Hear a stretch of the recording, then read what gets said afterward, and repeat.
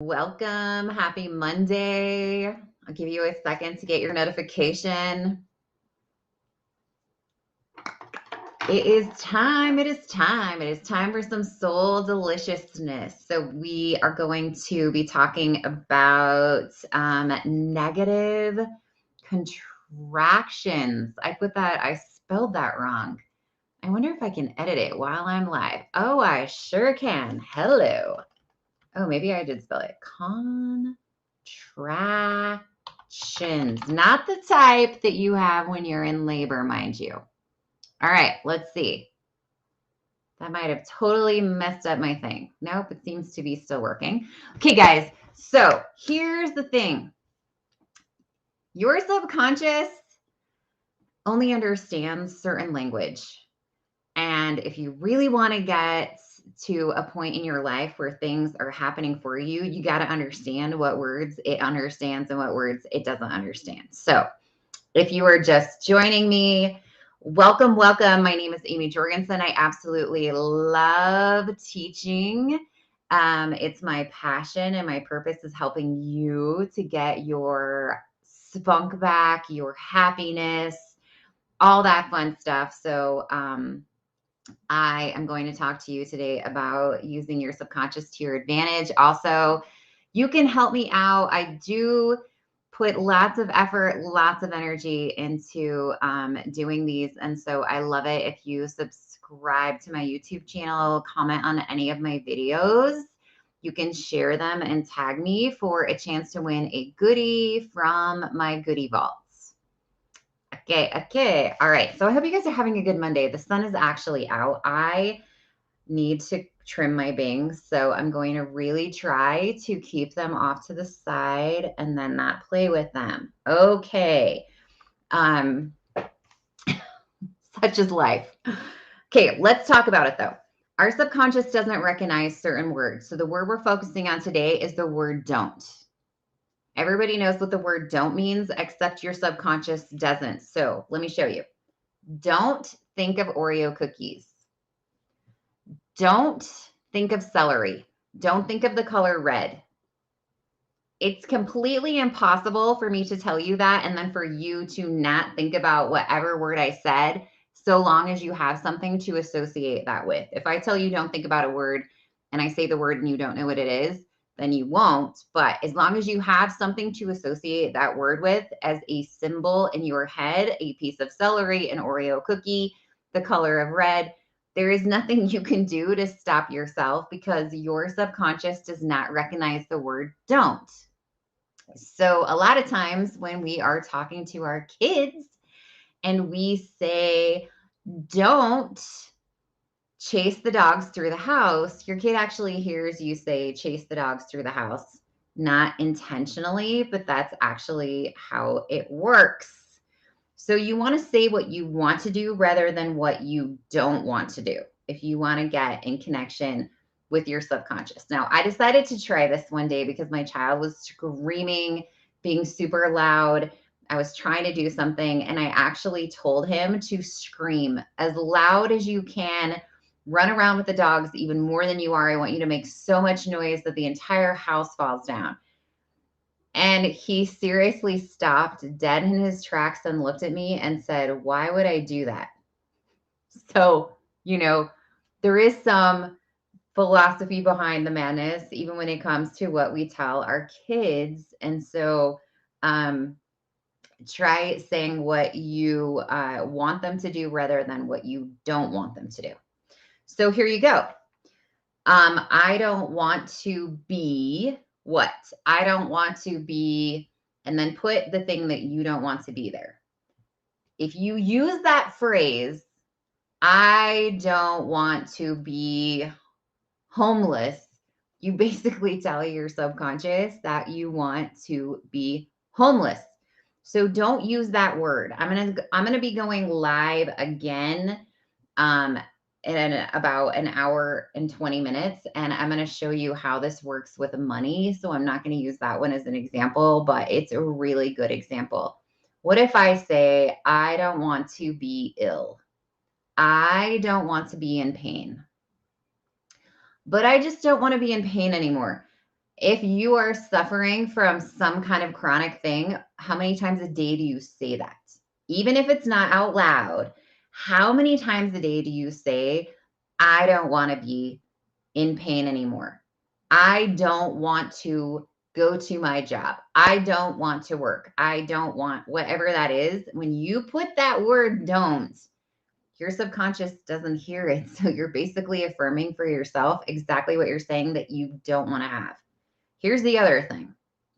When you place your focus on something, so what you're thinking about, okay? So like I told you, I can't say don't think about celery, don't think about cookies without your focus going on to Oreo cookies or celery. So the other second part of this, of why it brings you exactly what you don't want, is because you're putting your focus on the words that are following the don't.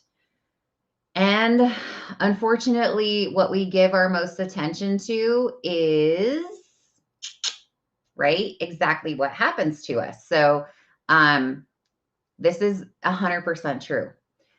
If you have not had this happen to you, you probably just didn't realize that you were doing it. But I saw this happen just the other day. So I was, somebody had videotaped some people that they were out on snowmobiles. And I knew exactly what was going to happen. As the person told me, they're like, watch this guy. I specifically said, come up the hill and don't hit the tree. And I knew right away, I was like, he's going to run right smack dab into the tree. Now, here's the thing about this. The tree is sitting out in the middle of, away from the other group of trees. So it's not like it's like off to the side, right? And he sort of like goes up the hill and like side swipes the tree. He runs smack dab into the tree for the exact reasons that I just told you about. Number one, don't hit the tree. What does the subconscious hear? Run right into the tree. It literally hears hit the tree. If you've taught a kid to drive before, you may have actually seen this, or you may have seen yourself do it when someone's like, oh, don't hit that thing in the road. And you know what you do? You drive right at it. You drive right at it because what happens? They're like, don't hit the tire in the road. You look at the tire in the road and you drive right at the tire in the road, right? Ever seen that happen? So sure enough, in this video, I watched this guy go on his snowmobile right up the hill and bam, right into the tree. He hits it. And you hear the person, on the other end be like, I just said, don't hit the tree. So those two things come into play. The subconscious hears the word don't, and you also are focused on exactly what you don't want to hit. I had this happen the other day. It was the craziest thing ever because I don't even know where it came from, but I'm driving down the road. I live out in the country, so we don't have freeways, but we have, I guess you would call it a highway. I don't even know what you would call it. It's a 4-lane road and you can go 60 miles an hour on it, right? So I know it's not the 85 that some of you are used to, but anyway, I'm driving with my kid, and really, if there's any other lessons learned from this, I was like, this is why you don't drive distracted. And I'm a huge advocate. No kidding. I do not play on my phone while I drive. It is an absolute no, no, no for me.